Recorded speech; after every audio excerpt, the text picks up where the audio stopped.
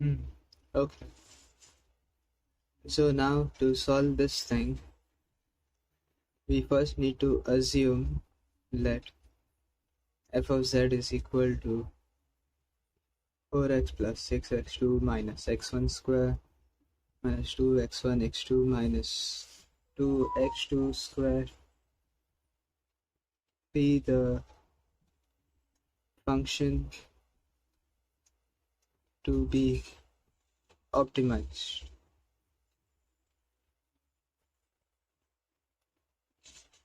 Okay, now we can look at the constraints. One is that x1 and x2 should be greater than equal to 0, and also we need to assume this as h. Let h is equal to x1 plus 2x2, and we shift this 2 1 to the other side. This is a constraint. Okay, so now we just need to calculate the Lagrange function. So we define it first. Define Lagrangian function, which is defined as follows. Lagrangian function of the variables, there are two, x1, x2, and since there's one constraint here, so lambda 1 is equal to f of x1, x2. It's a f of z, I should have written this. F of x1, x2. Yeah, that's better. F of x1, x2 minus lambda 1 times h1. Now just substituting, we get 4x1 plus 6x2 minus x1 square minus 2x1 x2 minus 2x2 square minus lambda 1 into x1 plus 2x2 minus 2. Okay, so now we need to calculate, I guess, 1, 2, 3 things. So we need to first calculate del L by del x1, I think is d. Differentiation of Lagrangian function with respect to x1 and put it equal to 0. Then calculate differentiation, yeah, partial only, no? Yeah. Dou L by, this is also dou L by dou x2 equal to 0. And then calculate dou L by dou lambda 1 and put it equal to 0. Dou L by dou lambda 1, sorry, x1 is equal to 4 minus 2x1, this function over here. This is the Lagrangian function. Minus 2x1 minus 2x2 minus lambda 1. And we put it equal to 0. So this is one equation. Then we have dou L by dou x2, which is 6 minus 2x1. Wait, 1 second. This will be x2 here. 6 minus 2x1 minus 4x2 minus lambda 1 into 2. So 2 lambda 1 is equal to 0. We put it equal to 0. This is another equation. And similarly, we can differentiate this with respect to lambda 1. If you differentiate it with respect to lambda 1, you'll basically get this only. So if you want, you can write it directly also, or actually manually differentiate it. So you get x1 plus 2x2 minus 2 equal to 0. Now we need to solve these three simultaneously so as to get the values for this thing. x1, x2 and x1, x2. Oh yeah, by the way, this is x1 only. No idea why I keep messing up. Okay, so for solving it simultaneously, I'll just use my calc here. Meep.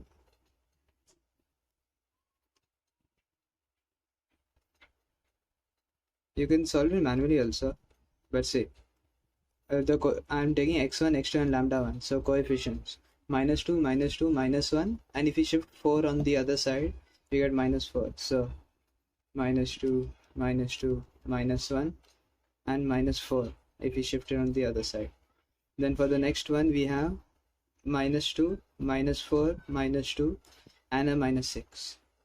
So a minus 2, minus 4, minus 2, and then a minus 6. Okay, and for the last one we have 1 2. The coefficient of lambda 1 over here is 0, so 1 2 0, and if we shift minus 2 on the other end we get 2.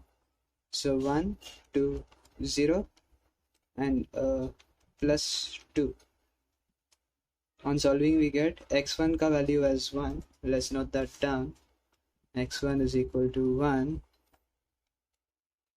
and x2 is equal to half, and we also get a value for lambda 1.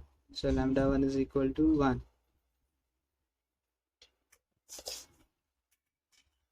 If you ever want to cross check these values, you can just put them in this constraint over here. See, if you put 1 plus half into 2, basically gives us 1. So 1 plus 1 2, 2 minus 2 0. It should always satisfy. If it doesn't satisfy, that means you have done some calculation error. So you can use that to check if you'd like. So yeah, we got a stationary point. Our stationary point is 1 comma half, and now we need to check whether this point is a minimum or a maximum. Correct? So now since we have two variables and one constraint, correct? So we need to calculate del 3 matrix, or the determinant rather in this case. So we'll have 0 here, del h1 by del x1, del h1 by del x2. Similarly del h1 by del x1, del h1 by del x2. And here we'll be differentiating a Lagrange function. Del square lambda, the diagonal ones are the easiest. It's basically x1 square and del square L by del x2 square. Then over here it will be del x1 x2, and here it will be the reverse. It's like mirrored, so it will be del x2 del x1. Pretty simple. Now we can just refer to the previous derivatives that we calculated for these. Okay, so now if you look at where is, yeah, okay, h1 is this. No, so now if we calculate del h1 by del x1, basically this is 0, this is 0, and this will become 1. No? So del h1 by del x1 will be 1. Similarly, if we calculate del h1 by del x2, this will get cancelled, this will get cancelled due to the derivative, and we'll be left with the coefficient 2, because you're differentiating partially with respect to x2 over here. So we get that as 1 and 2. Let's so yeah, and we also needed del L by del x1 square. Let's calculate that here. Del L by del x1, del square L by del x1 square. So that will be basically another derivative of this, and we'll get minus 2, as you can see. For the next one, we need to calculate del square L by del x2 square, which would be minus 4.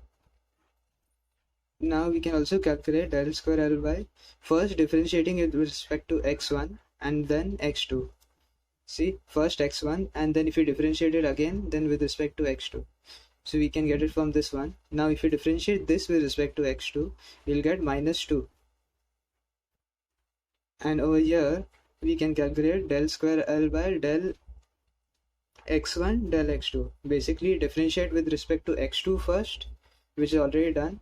And now we just need to differentiate with this with respect to x1. If we differentiate this with respect to x1, we will get minus 2. Nice, no? So our diagonal elements are minus 2, minus 4, and these are minus 2. Wait 1 second. Yeah, minus 2, minus 4, minus 2, minus 2. Okay, and these are 1 and 2. We get 1, 2. See, these are the same only. 1, 2. Then this is minus 2. This is minus 4, minus 2, minus 2. If I'm correct. Let me just have a look. Yeah. So this is our matrix. Now we can either solve it directly using our calc, which is what I'm going to do for now, because I do not want to solve it again. Ooh. It's a 3 cross 3 matrix, so 3 cross 3, and just enter it in. 0, 1, 2, 1, minus 2, minus 2, 2, minus 2, minus 4. And now we can go back to matrix calculations mode. Select the matrix, determinant, close the bracket, and we get it as 4. Del 3 is 4. So since del 3 ka sign is positive, therefore this is a point of maxima. However, if this point ka sign was negative, if we had gotten a negative sign here, then we would actually have a minima over here and not a maxima. This is for 2 variables and 1 constraint only. 2 variables and 1 constraint. Okay. And well, now we just substitute the point. Our point was 1 comma half, I believe, the stationary point x0.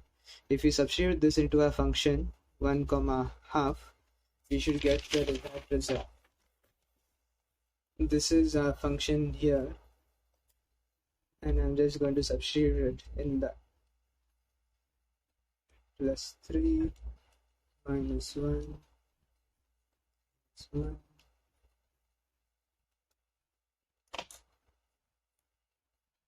Yeah, so I got wait. Yeah, okay, 9 by 2 or 4.5. Nice. And that's the first one done. And this is the maximum value of the function. Maximum. You can write that. Therefore, the maximum value of the function is this, or you can write it in fraction. This also, but mostly they prefer it as a fraction instead of decimals.